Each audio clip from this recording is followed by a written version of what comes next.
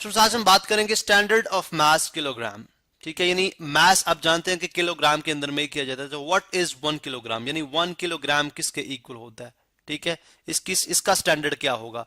Basically हम बात करते हैं जी कि 1889 के अंदर जब तमाम जो बेसिक क्वांटिटीज हैं आपकी फिजिकल क्वांटिटीज उनको स्टैंडर्डाइज किया जा रहा था, मैथ्स को स्टैंडर्डाइज करने के लिए उन्होंने एक प्रोटोटाइप बनाया।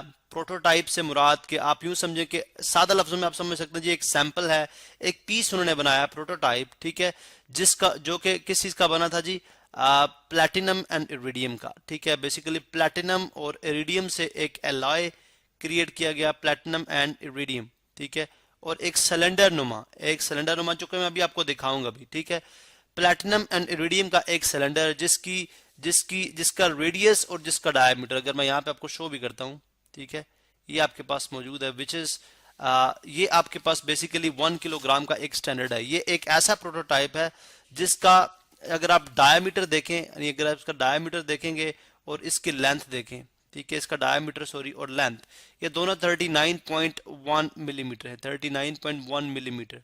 ठीक है, तो एक ऐसा प्रोटोटाइप जो कि प्लैटिनम और इरिडियम का बना हुआ है। ठीक है, एक ऐसा सिलेंडर जितनी इसके अंदर क्वांटिटी है, जितनी भी इसके अंदर क्वांटिटी है, उसको जो फिजिस्ट थे उन्होंने 1 kg करार दिया। उन्होंने बोला जी this is 1 kg, this is called 1 kilogram.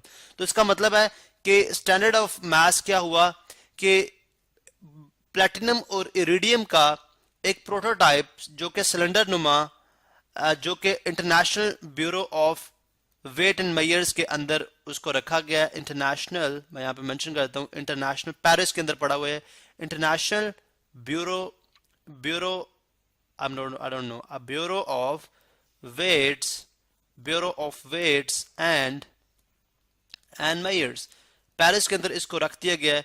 और इसको जितनी भी मेंबर कंट्रीज हैं जो कि स्टैंडर्डाइजेशन के प्रोसेस या उन मीटिंग्स के अंदर शामिल होती हैं, उन्होंने इसको स्टैंडर्ड ऑफ मास मान लिया। उन्होंने बोला जी कि इस क्वांटिटी को हम 1 किलोग्राम का नाम देते हैं। ये सबका इस पे कंसेंसस है, सबकी इस पे मुतफिका राय है, और ये कहलाता है जी कि स्टैंडर्ड ऑफ मास।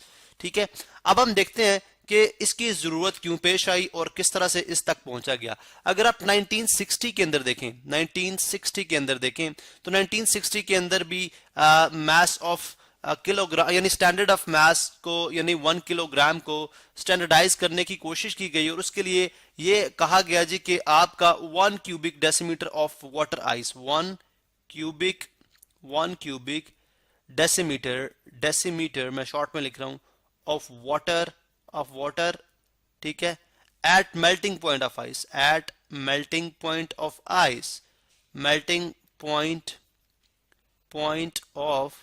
आइस। ठीक है, अब जितनी वो वाटर की क्वांटिटी होगी उसको 1 किलोग्राम बोला गया। This is called 1 kilogram.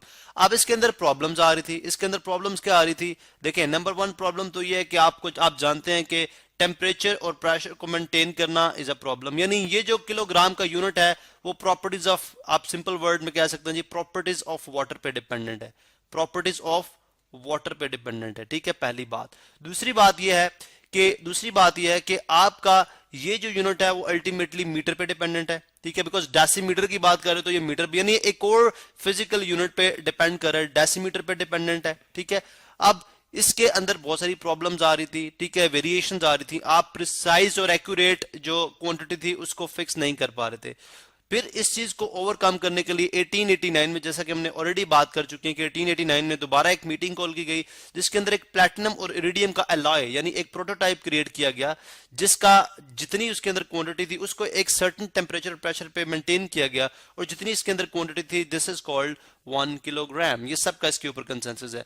अब बात रही कि स्टैंडर्डाइज करना क्यों जरूरी होता है। स्टैंडर्डाइज करना इसलिए जरूरी होता है कि देखें, आपने बात अक्सर फील की है कि अगर आप लेट्स से अगर आप 4 kg कोई भी चीज, लेट्स सपोज 4 kg शुगर अगर आप या चीनी अगर आप इंडिया से लेके आए, ठीक है, अगर आप इंडिया से लेके लेट्स सपोज आ रहे हैं, और अगर आप उसको पाकिस्तान में आके, जो पाकिस्तान में स्टैंडर्ड ऑफ मास यूज हो रहा है विच इज 1 किलोग्राम, वो इस तरह के आपके पास मेयर्स वेट्स होते हैं। ठीक है, जिसके ऊपर 1 किलोग्राम लिखा होता है। ठीक है, अगर आप उसके साथ मेयर करेंगे, ठीक है, इस तरह के 4 रखेंगे आप, डेफिनेटली 4 किलोग्राम है तो आप 4 इस तरह के रखेंगे तो वो फिर भी बैलेंस भी ही बताएगा। मीन के स्टैंडर्डाइज करने का मतलब ये है कि आप पूरी दुनिया के अंदर एक ही स्टैंडर्ड यूज हो ताकि फिर हमें कन्वर्जन ना करनी पड़े। जैसा कि करेंसीज के अंदर आप देखते हैं कि अगर डॉलर है, ठीक है, $1 जो है वो डिफरेंट वो पाकिस्तानी रुपीज में और उसकी वैल्यू आएगी, ठीक है, पाकिस्तानी रुपीज में कुछ और वैल्यू आएगी।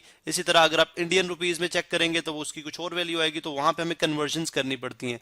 लेकिन अगर आप जैसे मैथ्स के यूनिट को हमने स्टैंडर्डाइज कर दिया, ठीक है, तो इस तरह से कन्वर्जन वाला प्रोसेस खत्म हो गया। पूरी दुनिया के अंदर एक ही स्टैंडर्ड माना जाता है which is a prototype of platinum and iridium.